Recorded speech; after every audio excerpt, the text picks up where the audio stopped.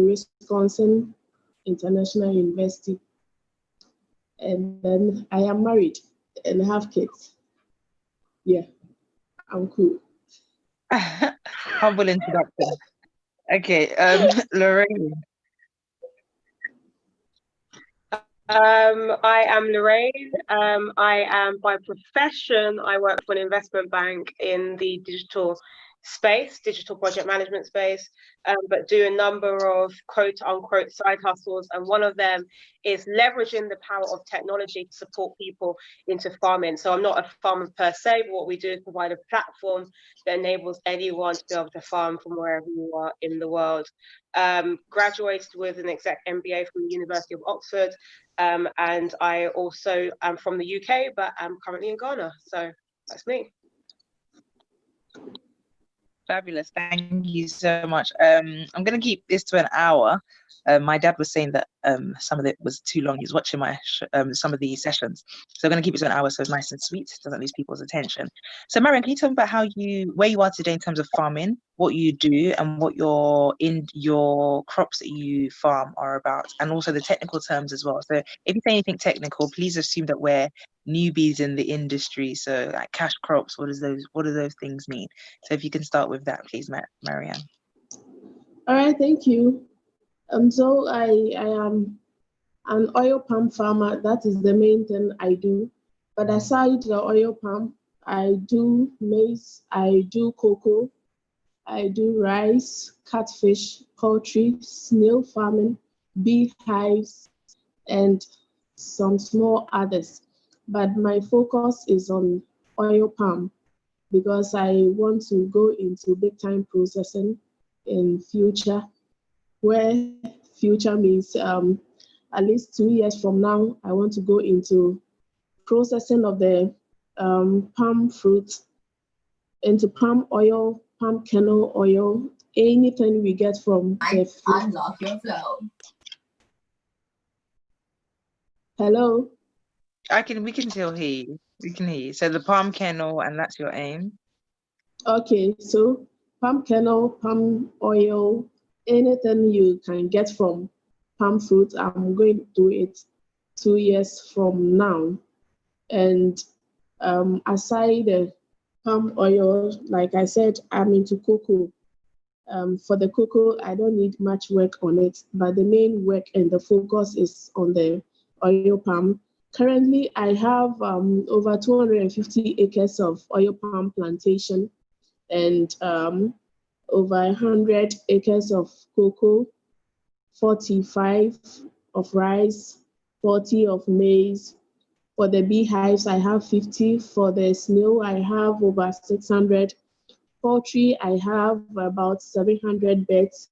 By the way, I'm going to sell them off during this Christmas. So for the birds, like a whole country. Pardon? I say the land space that you have sounds like a whole island somewhere in the Caribbean, I'm sure. Yes. Fortunately, I've got a lot of land. I have over 1,000 acres that I'm supposed to be working on.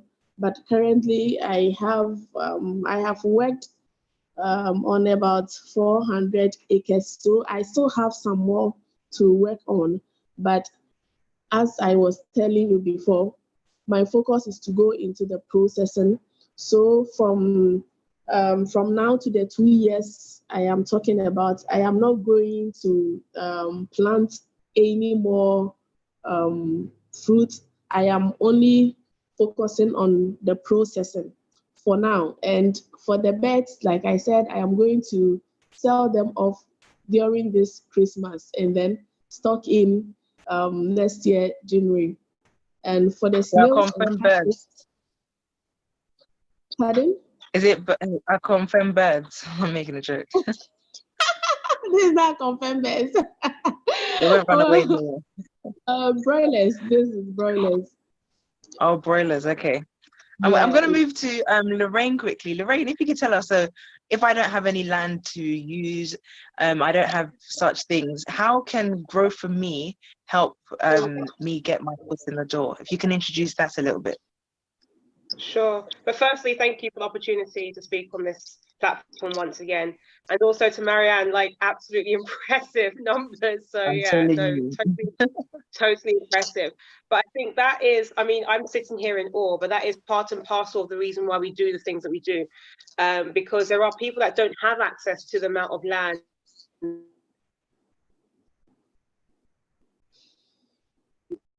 does. Some people don't have the experience that she has. Even, I mean, I'm sitting here wondering, like, what is, you might not necessarily have the experience for, but yet you've heard about agriculture, you have a little bit of money, and you want to be able to invest it in that area, but try and be on the peripheral a little bit and not get your hands too dirty. Farming, you have to get your hands dirty at the end of the day. And so what we at Grow for Me, we simply act as a vehicle for you to be able to invest in agriculture space without getting your hands dirty. So we actually don't own land. We don't per se hire farmers. We almost are like an Uber, but for farming. So the idea is that you use us as a vehicle. We are crowdfunding and crowd farming tech platform. So we simply connect. We raise. You're able to sponsor crops. So very similar to Marianne, we focus on maize, soybean, pineapple. There is also cabbage and some other crops that we'll soon be doing, like she's doing cocoa, etc. Rice soon coming. These are ways and means that you can, from as little, and I'm sure we'll go into more details, and with a little bit of money, you can put your money towards this platform, and you're able to then reap the returns when we then harvest and grow the items for you. But very different model to Marianne. Marianne, I mean, I want to know more about oil processing, as she just mentioned. How do you get the oil from the palm nut? I want to get all of that information, but for us, we're very different in terms of how we approach things. So yeah, that's great for me. Thank you. I'm gonna keep alternating between the two of you. So Marianne, maybe answer the question that Lorraine has put forward. How do you get, what's oil processing about, and how is it in Ghana? What's changing? What systems are there in place? What are the things that, obviously this is your business, so as much as you can give without you spoiling your own potential as well, if that's okay. I'm getting the line Marianne, breaking, and I am not able to hear all the questions though. But if I heard you, yeah, can you ask the question again? The line kept breaking. So oil processing. How does one get into it, and what is it about? So you said you're moving from, manufacturing to producing to processing. So Lorraine wanted to find out a bit more about oil processing. Tell us about that. Okay. So the first thing I am going to start with is the edible one, what we call in Ghana as zomi. That is what I am first of all going to process before I move to the crude. And if I say edible or zomi is the type that we all have in the market. We all use in our homes to prepare stews and other things. And the crude is what we use for our cosmetics, the soaps and other things. Currently, I do supply some anyway to those who are into cosmetics and other things. And I can't meet the demand, so I get some from others. Even though I am currently doing the edible one, that is the zomi, it's not enough. I am not able to meet the demand, so I still source for other oils to sell. And that is why I want to go into it big time. And before I go into it, I need to set up some processing plants, because what I am using currently, they are just some small machines that is able to produce, let's say, a ton per day, and that is not enough, like we all know. So I want to get the processing plant and then process it into palm oil, zomi, what we all eat. And before I go into it, I already have the fruit. I am already, I won the best oil palm farmer for my district. That is last year on the Farmers' Day. A bit, please. Yes, I think Amazing. Well done. I think I have to do something big. Since I have won the district best, I have to do something big. That is why I need to set up a processing plant or machine. And because I have the fruit, it's not going to be a big issue. Now I get my fruits and then I take it to my factory, my incoming factory, and then I process it. If I say process, I turn the fruit into oil. I change it from being fruit into oil, that is palm oil, and then palm kernel oil. Some of us use palm kernel oil. We also use palm oil a lot. And I am not going to use my fruit only. I am going to buy fruit from other farmers who are not into processing too, because like I said, I need it that much, and I can't always have enough of fruit to process into the oil. So if I understand your question very well, this is how I am going to do this whole thing. And now I don't really have the big machines, but in 2 years from now, I am sure, I know, I am going to get the plants that I need to get into that. Thank you. I want to focus on time. So time for both of you. How much I'm starting out. So Lorraine, if you can answer this based on growth for me as well. So if I'm starting out, I have land, Marianne, I have land and I want to start. What's the thing I have to bear in mind in respect to time? So if I want to yield profit in a year, in 5 years, in 10 years, what are those things? So some people think, I've got land, my grandfather left me land, I've got these crops, or I've got money, let me buy cashew and nuts, or let me do this, let me do that. So based on time, what are the things I have to factor in? So from the Grow For Me side, we're slightly different. So we actually work with farmers who actually have their land, they've been growing on their land already. And what we do, hopefully this would also answer your question, but what we do is we tend to work with farmers that work with, or the crops we have also have short cycles. So like a maize and soybean typically take about 5 months to harvest. And once it's harvested, threshed, bagged, stored, etc., and sold, you're looking at about a 6-month cycle if you're looking for your return on your investment. So for us, in terms of the time, we don't necessarily work with virgin land. So if you say, for example, your uncle has some land and you want to be able to do some farming, we don't necessarily work with virgin land because you need to understand, does the land have the soil moisture content in order to grow the certain crops you're growing in that area? Is it capable of doing that? Is it in the right climate, etc.? You can't just you can't just farm anything in anywhere. The good thing about what we do is we leverage the same farmland to be able to grow certain crops that we'll turn over. So let's say for one season, we grew soybean. We will harvest, bag, thresh it, etc. And then the next cycle on the same land, we will then grow maize, because there's certain nutrients that you can get from soybean, etc., that would actually help benefit the land when you cultivate the land, that would enable the next crop to grow. And we kind of turn over with cycles of crop, maize, soybean, maize, soybean. So I'm not sure if I'm answering your question in its entirety, but because we at Grow For Me don't necessarily own land, we work with farmers who do the farming on our behalf. But if you were looking to set up yourself, I'm sure Marianne can answer the questions. Okay. But there are certain things you need to do. We need to understand, what's the soil moisture content in the area you're growing, especially if you're growing crops?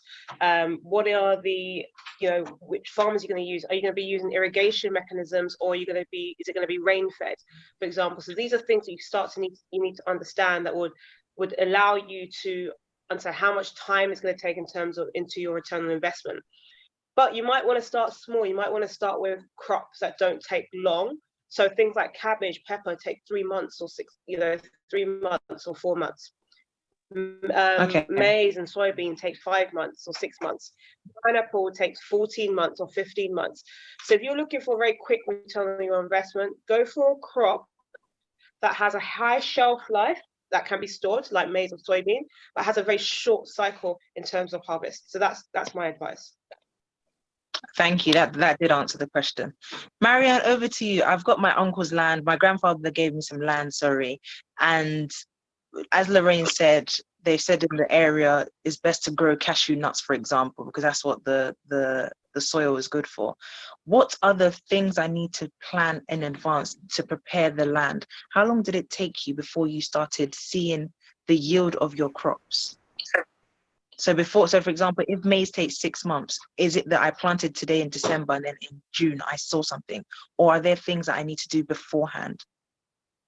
Okay, so I'm into cocoa and oil palm, so I will talk about these two. When you take cocoa, for instance, when before you go into it, you should know that cocoa and oil palm, they are long-term investments, and it's not anything you are going to get your return on investment in 3 months or 6 months or even in a year or two. Cocoa take at least 3 years, and 3 years you are not going to harvest. You are not going to get a high yield because it's still not matured enough. But from the 5th year, you are going to get as expected. And when you take oil palm take at least 4 years before you get some fruits coming. And then in the 6th year, from seed going, you are likely to get a higher yield. And before this, you can start with crops or vegetables. You can go into, let's say, carrots, like okra, maize, plantain. For me, when I started with the cocoa, I was doing plantain, I was doing maize, something to benefit from, because my focus is on the long-term crops. That is the cocoa and oil palm, and I need. Hello. I can hear you. Yeah. So because mine is a long-term investment, I still need something to take care of the farms. If I say something, I mean I need some money to take care of the farm. So I start with 3 months crops, vegetables, any crop that can get me some amount of money in 3 months, in 6 months, to take care of the oil palm. I went into it, and that was plantain and maize and then other things. So before you go into it, the oil palm and the cocoa, you should have that patience to wait for your 6 years, for your 5 years. And then like Lauren said, you should know your land. You should know where you are going to plant these things, whether they yield fruit, whether the soil would be able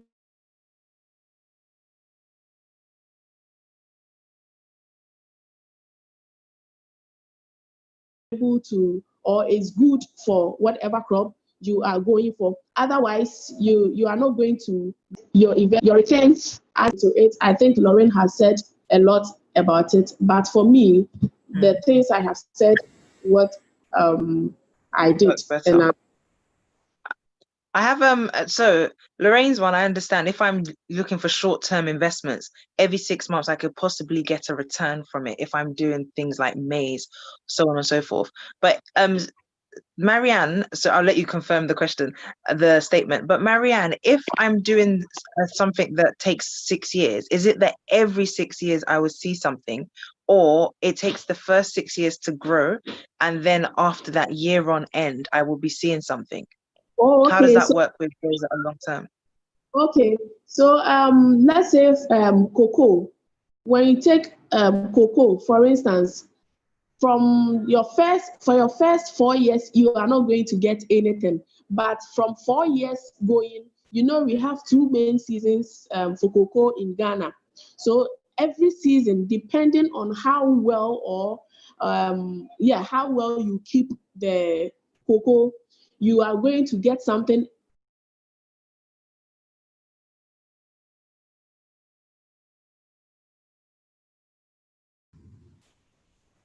every from all the 2 seasons. So when you take oil palm too, we ask for oil palm from the 6 years going. Even though you start getting some going, you are going to harvest. For instance, I harvest every 2 weeks. So from getting anything at all from the oil palm. But from the 6th year going, I have for the cocoa, you have 2 seasons.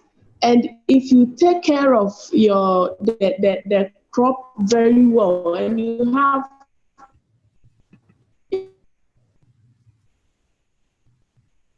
Is it my line that's bad?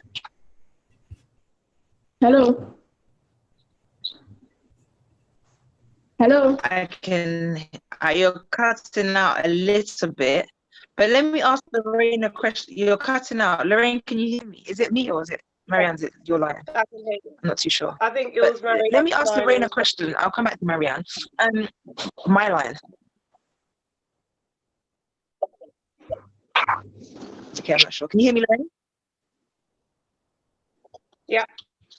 Okay, I wanted to ask, I don't live in Ghana yet, so growth for me is the best for me because I can't always go there. So the next topic is in terms of my frequency to the farm.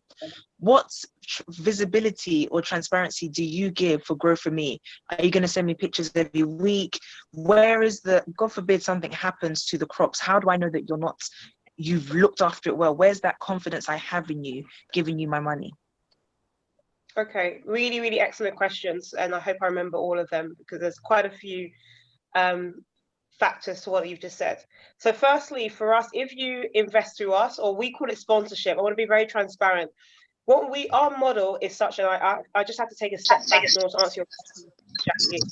But we operate a sponsorship model. So we are sponsoring farmers to grow more. So let's say a farmer, and we are more about social impact. We're all about smallholder farmers. So these are smallholder farmers that might be in regions of Ghana that are very rural. So for example, we've got some farms in Gushegu, which is in northern part of Ghana, close to Tamale. And there, these farmers might typically grow about 14 acres of land. So very small in comparison to something like Marianne. Now,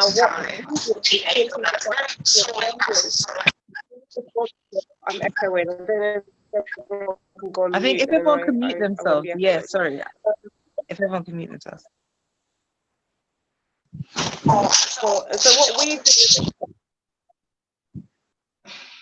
what we do is simply anyone who would like to invest or sponsor through Grow For Me, their funds will be used to help those farmers to grow more. Now, to answer your question in terms of what transparencies you have, through the platform, we actually have partnered with Airbus Technology in order for us to have access to satellite imagery. So you can actually keep an eye on the farm in satellite. And we also provide updates in terms of pictures every part of the farming cycle. So right from land preparation through to planting, through to harvesting, etc. So or crop growth. And so those pictures you'll be able to see. When you come to Ghana, we can arrange a farm trip for you, and you can go visit some of the farms we have. Just be very clear, we operate a crowdfunding mechanism, a crowdfund farming. So to answer your other question about what level of confidence does someone have, our model is such that we try and reduce as much risk as possible in the process. Now, if we have taken your money and put it on one farm, it's very, very high risk because it could well be that, I don't know, it just so happened to have drought in that location or someone went around stealing or something, I don't know. But what we do is we disperse the capital across multiple different farms to mitigate as many risks as possible. That's what we do, number one. Number two, we work with farmers that have at least 3 years experience growing that farm, growing that crop in that particular land, because we don't want any issues with using virgin land when we find out that you can't even grow that crop there. Number three, we tend to work with farmers that are largely in cooperatives. So there's some kind of accountability with those farmers. Number four, we also have insurance. So we have insurance in the event of drought or flood. If that happens, then we're able to recoup the principal payment of what someone's put together. And number 5, we are a registered broker on the Ghana Commodity Exchange, and we are Security and Exchange Commission registered as well. So we do things by the book to make sure that people do have the confidence in us. So I hope that answers your question, Jackie. It does, it does. If anyone has any other questions, both for Marianne and Lorraine, please drop them in the comments box.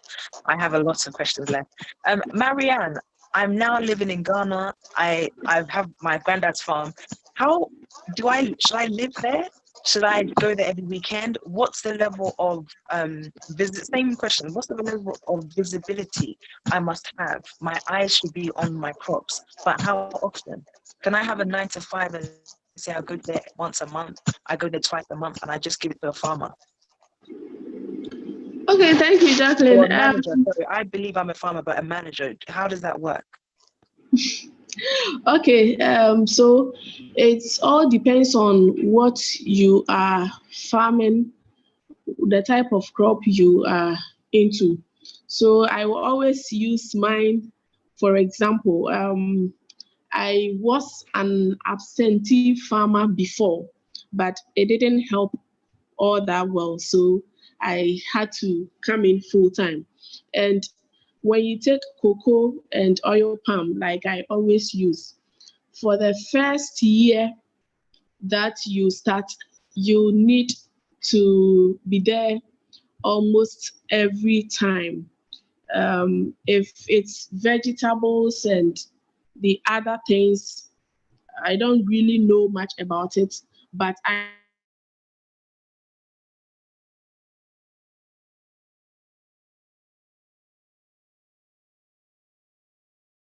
I know for cocoa and oil palm,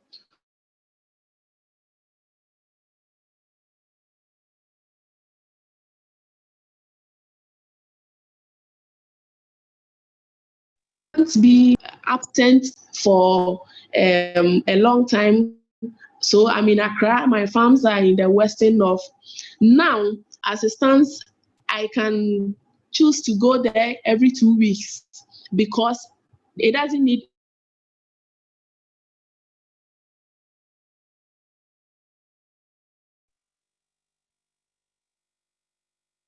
much work. I don't have much.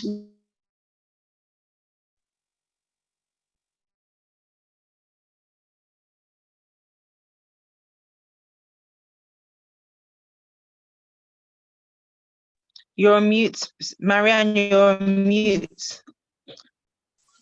You can't leave it in the hands of your workers. Know where you want to get to. So you can't leave everything entirely into their hands. But after a year or after 2, when the fruit, it is canopy, you don't need much clearing like I do clearing every 6 months on the oil palm. I do clearing every 6 months. So if it's time for clearing,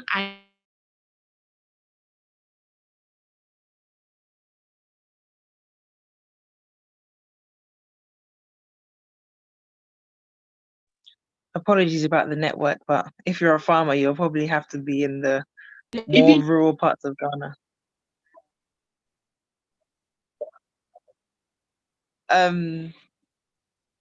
I suppose I don't. it comes with the package. But Marianne, I'll stop, and then if maybe if you can move somewhere where there's better connection. I know probably the house is loud as well, and you're hiding from your kids. I wanted to. Oh, actually, your line is. I wanted to ask about investment, cash. How much should I plan or anticipate in putting in? So, well, I'll ask both of you. Growth for me, what's obviously depends on what I want to afford, isn't it? But what is the ideal amount that I'm looking at and it's affordable for me? Because I'm coming to Growth for me because I don't have enough money to have my own line. Anybody can come with. Obviously, it would range and it would have a higher rate later on. But with Growth for me, what can I start with?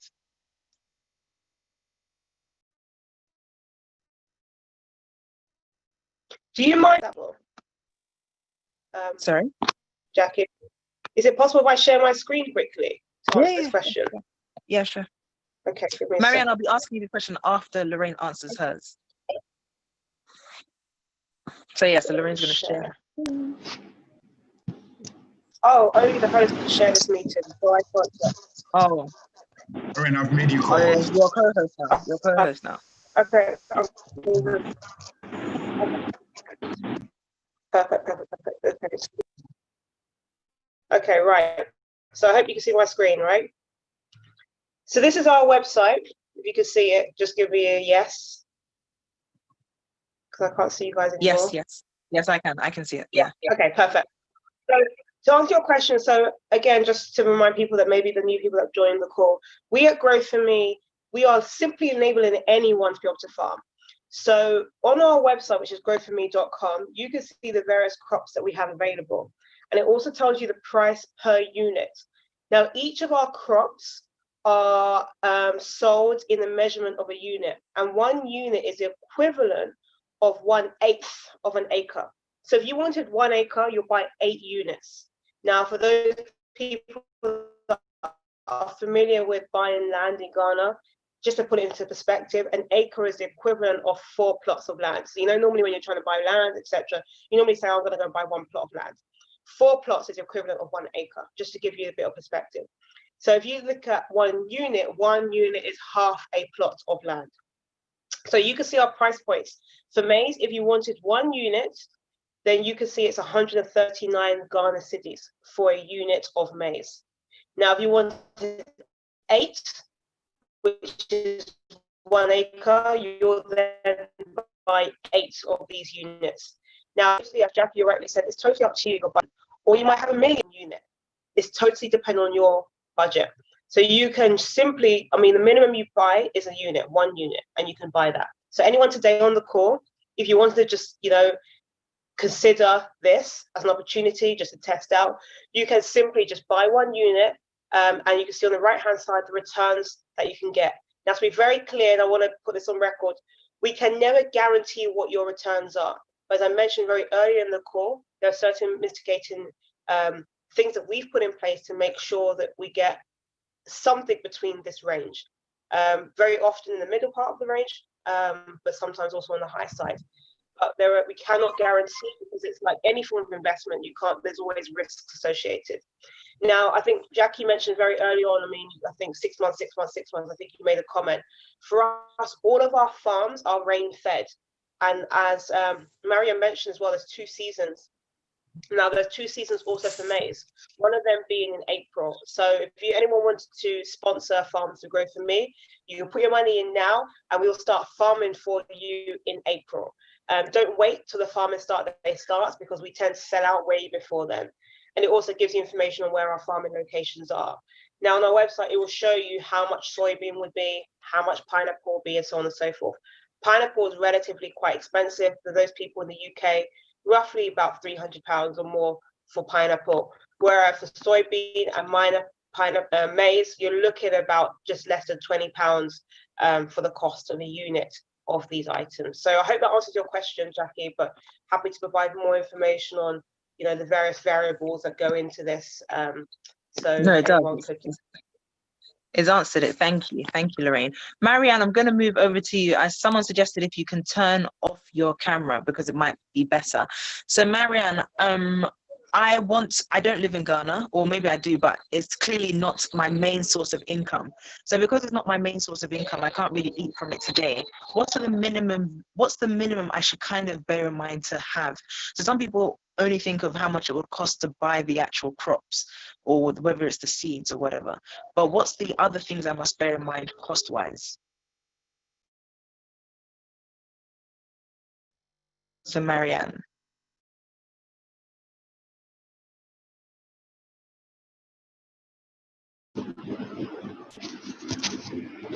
Yeah, hello. We can hear you. Yes, my network is still not clear, but did you ask how much you need to acquire a plot of land? No, I already have the land, but all the other elements that come with it. So all the other things, do I need to treat the soil? What are the things that shocked you when you had to start building, farming? What are the costs that you didn't bear in mind that later then you're like, hey, next time I will do it like this? Okay. So if you have your land already, and then let's say you decide to go into oil palm, we have two options. We have what we call in Ghana, Ebunu. Ebunu is the 50-50. The 50-50 is you giving 50% to the farm, the landowner, and then you take 50%. That is for the land, and then the ebusa, that is ebusa is divided into three. So one for the farmer, one for the landowner, and then one is for expenses. And if you have your land already that you are not going to share with anybody, and assuming you are going into oil palm, you must know the area where you want to go into it, because not all land supports every crop. Like when you take where I am, for instance, is a virgin forest, so it actually supports every crop you want to go into. You first have to look at the land, if it's okay for you, and then for an oil palm, an acre contains 60 trees. And if you want to buy the seedlings, unless you want to nurse it yourself, but if you are going for the right seedlings, you need the right seedlings to plant. So a seedling costs 2 cedis 50 pesos, and you can't buy it from just anybody. We have areas where you can get it from the Agric officers, and they can also direct you to where you can get it from. So let's say 60 trees on an acre of land, for 2 cedis 50 pesos per seedling, and then every tree, all things being equal, at least every 2 weeks you are going, that is after the 6 years, bears at least 4 fruits, bunch of fruits from one tree. So, and then the 4 fruits.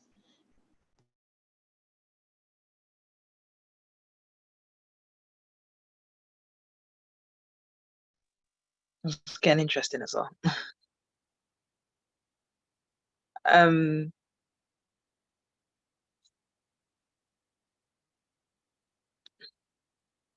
had another question for Marian. Okay, I gave her some time.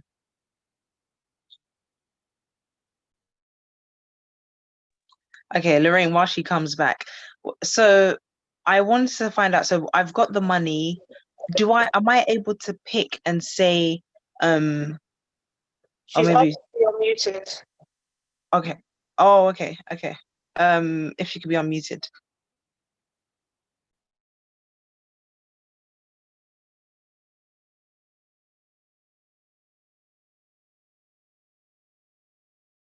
Marianne, if you're talking, okay. Yes. Unmute. Marianne, can you unmute yourself? Because I'm trying to unmute you. It's not working. If you could, please. Thank you. Hello? Yes, we can hear you. We can hear you. Okay, yeah. So like I was saying, you get 60 trees on an acre of land, and then if you have 100 acres, you know how much you are getting. When you take cocoa, also, as for cocoa, I don't have the number of trees you are supposed to have on an acre, but I know that after the 4 or 5 years, when you are harvesting your cocoa, in every season per acre, you need at least 60 bags. all things being equal, that is only if you are keeping the farm well, all things being equal. And now currently the price of cocoa per 64 kg is going for 515 Ghana cedis. So every season, if you have 100 acres and all things being equal, I always use that because some can even get 3 bags per acre, depending on how well you keep your farm. So if you are getting 64 kg at 515 cedis and you have just an acre, you know how much you are getting per season. So before you go into it, the land has always been an issue in Ghana, how you are going to get the land. I am fortunate to get that huge amount of land, but I know when you want a land around Accra here in Sanwem and all those areas, it's not easy to get. But there are areas where you can get these things I talked about, like the Bunu, Ebusa, or even outright. My own, for instance, the oil palm, I have it for 70 years. So oil palm takes, let's say, 30 years for the tree to, go bad. So after 30 years, I have a choice to continue or whatever. And if it's cocoa, you also have, let's say, 25 to 30 years, and then you will still be harvesting. So you need to know the number of acres you can work with. Aside the land being an issue, you need a lot of money and commitment, unless you want to work on 2 acres or an acre of land. But if you want to go into it big time, it's a big investment that requires a huge amount of money. But you can also start small, like I did. I started with 10 acres, and then every year I was just increasing. So I have over 250 acres now. So it takes a lot of money, a lot of commitment. Marianne, since I have your connection being good, one question I wanted to ask, people were asking, is farming is a venture that perhaps I'm not able to commit to. Did you start off with a farm manager, and at what point? So I remember you said you were an absentee farmer. So who was helping you while you were an absentee farmer? Yes. And then, so let me answer, so while I have you. And okay, no, that was it actually. The next one's for Lorraine.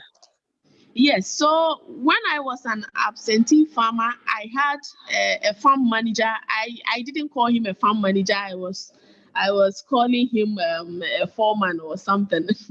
I wasn't calling him a farm manager, but he's now the farm manager. I was then working I was in the corporate world, and I was only going to the farms on weekends and on holidays. So I had to employ someone to be taking care of the farm, and I started with just one person. He was overseeing everything. He was overseeing to everything. But when there is work to be done, I had casual farmers. Casual farmers are those that come in as and when I needed them.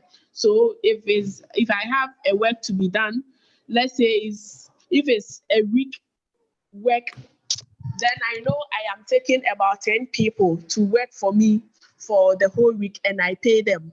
But then for the oil palm, I needed more hands on it. So I got some people from the north. I got some 10 laborers from the north to come. And I was doing that. I was paying them at that time with my salary that I was getting until I started with the short-term crops like the maize and plantain and all those things. And that is when I started paying them from the farm proceeds. Because I wasn't getting the oil palm, I wasn't getting money from the oil palm at that moment. So I was doing tomatoes, and they were the ones doing it. I wasn't doing it myself. They were the ones doing it. So they work on it, we sell, and then I use that money to pay them. And those from the north, is a contract. They usually want to take their monies at the end of the year. So it's a yearly contract that I always enter into with them. So after the 1 year, I pay them. I decide to renew your contract, or you go back and I bring in a new set. That is if I feel there is more work to be done. But when I started and I was an absentee farmer, I missed a lot and I lost a lot too until I came into it full time. But now I'm into it full time, so I am mostly there, and I don't have much workers now because I don't need more work. I don't have much work on the farm to be done. Okay. Question someone's wrote, four fruits per tree, how much does a fruit sell for? So if you said 4 fruits per tree, is it palm? Okay. How much does it sell for? So we sell the fruit per ton, and per ton, it's the prices differ from factory to factory. So let's say for now we are in the lean season. We don't have fruit, we don't have nuts at all. But for last 2 months, when you take job in oil mills, I sold my my fruit per ton for 460 Ghana cedis. When we are in the main season, it can go down a bit. But then when we get to the lean season, when we don't have much fruit, it increases. So per ton, as at 2 months ago, I was selling it for 460 Ghana cedis for a ton of fruit. So we don't sell the bunch of fruits like this, unless those who sell to our women who are into small kind of oil processing.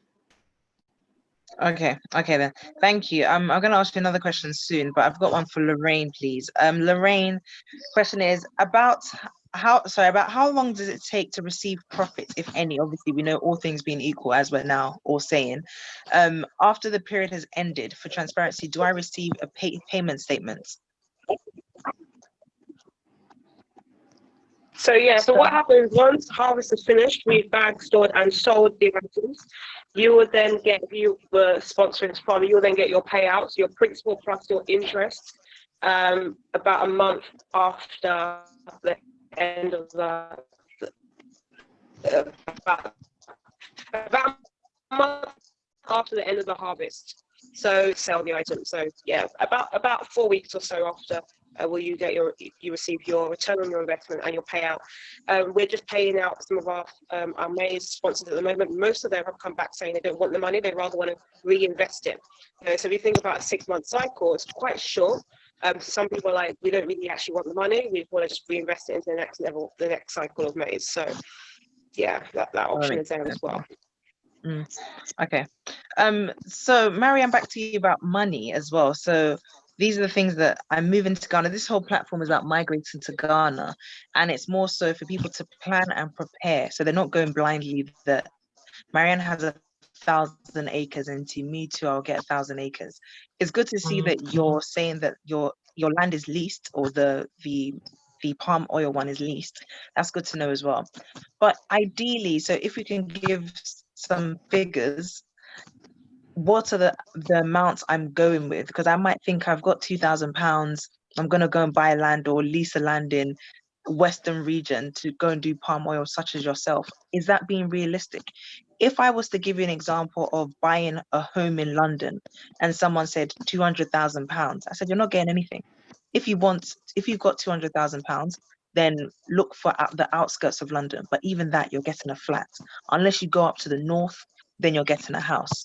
So if you can give examples of that, so we can bear in mind what to prepare for, particularly for those who still are trying to live in Accra and the surrounding areas. So if I buy land up north, you said so, I would have to go and live there or visit it often. It might not be feasible for me if I have family in Accra. So yeah, so if you can start give me some figures in terms of how much to plan to invest in my grandfather's or somebody else's leased land.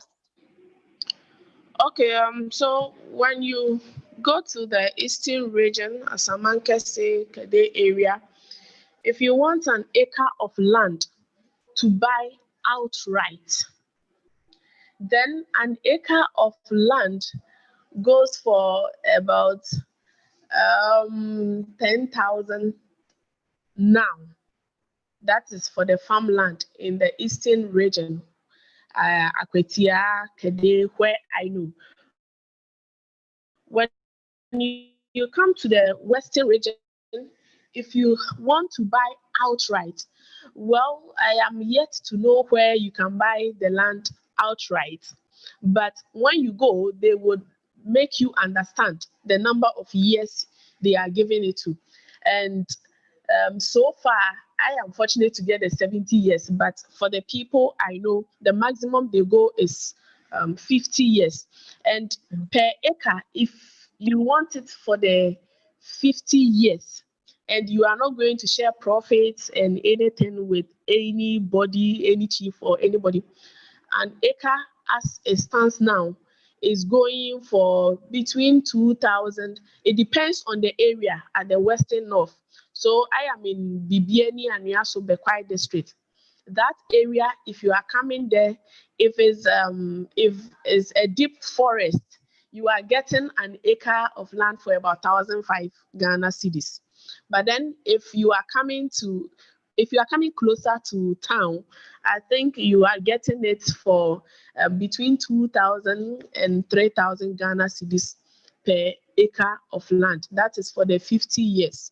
But if you are buying it outright, I must be honest with you that you will get somebody who will tell you, I'm selling it to you outright. But later on, in the near future,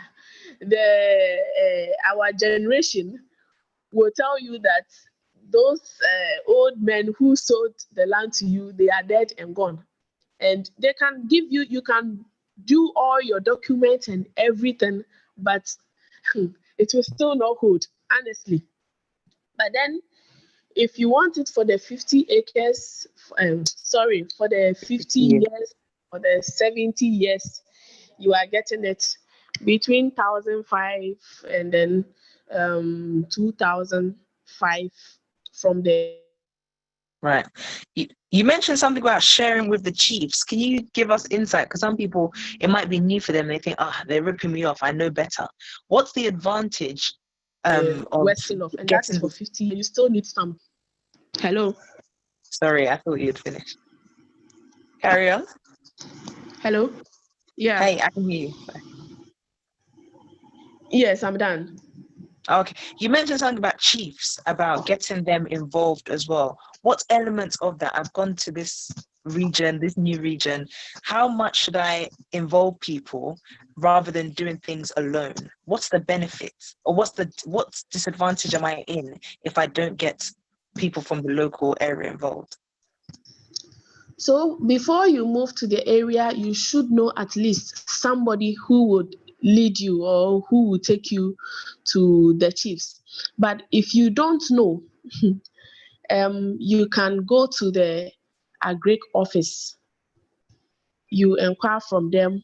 They can lead you to the chiefs. And before you go to the chiefs, probably if you are not from that area, they would want to know what you are coming to do with the land. And if what you want to do is not okay for them, they decide to tell you that they are not giving you the land.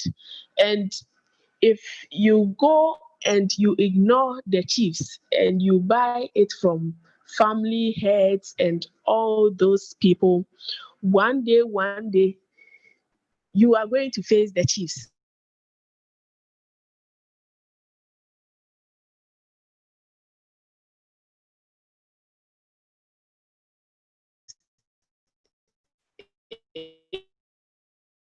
You take you to the chief, you make your intentions known to them, what you want to do, and they are always particular about you employing at least some people from the village to work on the farm so that they can also get some sort of employment.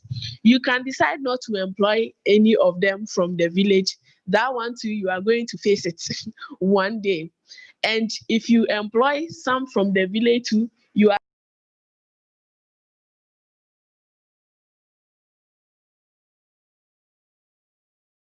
from the chiefs too. You know, you are, if you are buying it from family, you know, when you go to the villages, the families also have their own lands, and there are some lands that do not belong to the family.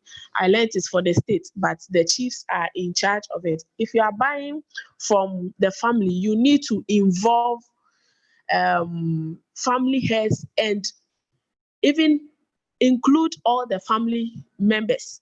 You should sit down with them. They should all come to an agreement. They should all sign or stamp or any form of agreement that will be okay, that will be legal, before one day any of them gets up and say that I wasn't in agreement, so I have 2 acres. If it's 100 acres, they say okay, part of the 100 acres belong to me. I am taking my 2 acres, and assuming it's an oil palm and you have 2 acres, you have to give the 2 acres to whoever is taking it. You know how much you are going to lose. Meanwhile, you have paid for something. But sincerely speaking, when you go to the western of land issues, is not as tight as Accra and eastern regions. They are not too much hard on people who need land to work with. But unfortunately, the Galamsey is coming there. In fact, it has come there. Let me say that it has come there, and that is the unfortunate part of it currently. For about a year now, they have started serious galamsey at the western north, my area, and because of that, we are not getting people to work with. It's not easy getting people to work with, because if he goes to Galamsey and he's getting, let's say, 100 cedis a day, why would he come to the farm and then come and work and take 30 cedis a day? Because when he works on your farm for a day, if it's not for a day, from morning, from 6 a.m. to latest by 2 p.m., he is closed and he's taking his 30 cedis. So if Galamsey is there, why would he come to your farm to come and take 30 cedis? And that is what is happening now. And the chiefs are giving the lands to those people to work with. Those who are doing the galamsey, if you hear the people behind them, you know that you can't do anything about it. Wow. I think I'm gonna round up a bit now. So with Marianne's last question for you, then I'll talk more about growth for me. So Marianne, when you came into this, who helped you? So this is not your profession by trade. Naturally, you didn't study this. What other things, who guided you? Do you have a farmer in your family? Did you link up with somebody that then, taught you the ropes? And if I wanted to set up a farm, who must I talk to kind of mentor me along the way? Okay, so I will talk about the two regions, the eastern region. I started farming from the eastern region. The area where my farm is, I didn't know anybody at all. I just heard that they do palm oil a lot in that area, so I decided to go there and do something. Well, the first day I went there, I just met anybody at all. I just met a guy, and I told him that I needed a parcel of land to work with, and then he just took me to somebody, and then I shared my concerns with them. They sat down with me. They gave me a day to come again. I went there again. I asked for just 3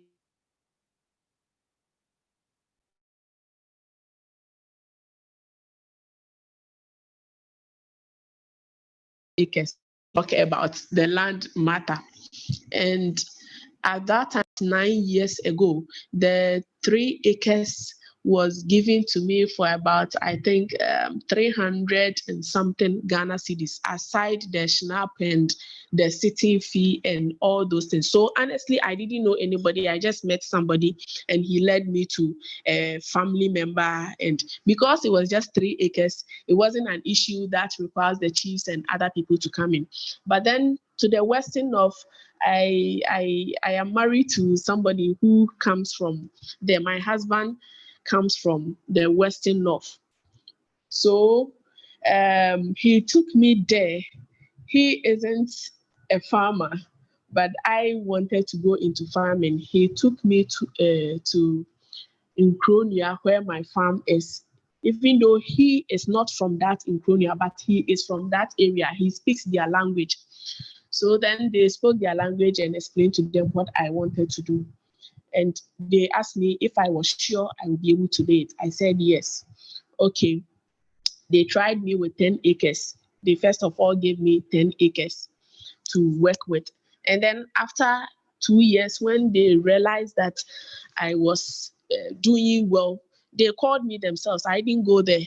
They called me that now, if I need more, they can give me so that I can do whatever I wanted to do. Wow. And then, yes, they added more. Yes, I paid. Not like it was free. It was for free, but I paid something. At that time, I didn't pay that much. I think per acre, I paid about 70 cedis or so. Yes, 70 cedis for the acre. And 10 acres, you multiply and then you get your answer. And then the following year, the following year too, we had a meeting as usual. So now they were now like my shareholders. We have annual meeting every year. They ask me how the farm is doing, and it's not as if when they're asking you, it's not as if they don't know. They always send people there to go and check on what you are doing, whether you are doing something better. And if they think you are doing something better, they add something to it for you. Yes. So looking at it from the two sides, one of them, I didn't know anybody. The other one, it was through my husband. And then through the hard work, when they realized what I was doing, and I was employing people, the youth, especially the women, when they realized how I was organizing the women, it wasn't just about my farms alone. I was also organizing the women. I talked to them about how to handle their finances, keeping records, the market women, keeping records, personal hygiene. In fact, I was doing a lot just to get the land I needed. So it wasn't just about the land. I was also helping with communal labor. Anything they are doing, at least I support something. If they tell me they needed something, I also try my best to support. And they realize, well, they are getting somebody on this. Yeah. That's good to know. I think I was listening to a Zoom, an Instagram live, and he was saying that with a business, his business, a certain gentleman, is that he meets people's needs as well. So if you don't really meet people's needs, then forget it. And it's good to see that the community recognize your impact. So that's something I'm taking away from today. Lorraine, last word before I round up for Grow For Me. I suppose everyone's asked the questions they need to. Is there anything we missed from your end that you want to tell us? Last one. So, I mean, Marianne's been really, really insightful with some of the things that she's done and really commendable. If anyone's looking for ways and means to get involved in agriculture just from starting off, with limited investment or limited time, you can certainly use Grow For Me. We basically do it all for you. We sell, we harvest. I like what Marianne said earlier about the kind of 50-50 and the tri-party relationship as well. We do that.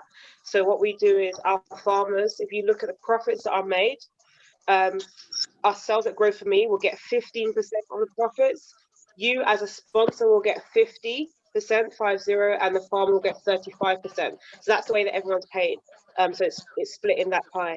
But for us, I mean, you can invest from as little as £20, as I said, or you can put thousands into it, really depending on your budget.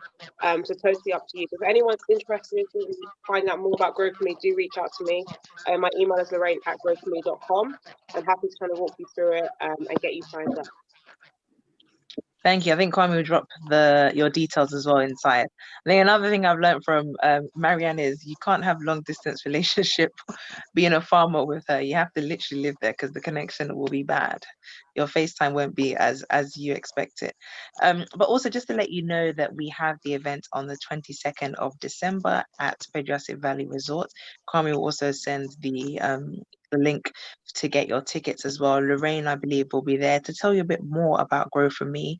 And if we should, by God's grace, have another one of these agricultural sessions and potentially bring them both back on board with, obviously it'll be a new year, people have written down their goals, their new decade goals. You know, we've all scrapped 2020 out of the window. We're starting it fresh by God's grace again, with all the things we've learned. So yeah, so the event, do share it as well, just in case you know anyone that will be interested in coming. And then next year as well, we will be providing more of a better level of networking and information providing service with Migration2Ghana, French Professionals Migration2Ghana. Thank you both, Marianne and Lorraine, for your time and your nuggets. And if anyone is interested, Lorraine will, her details are there.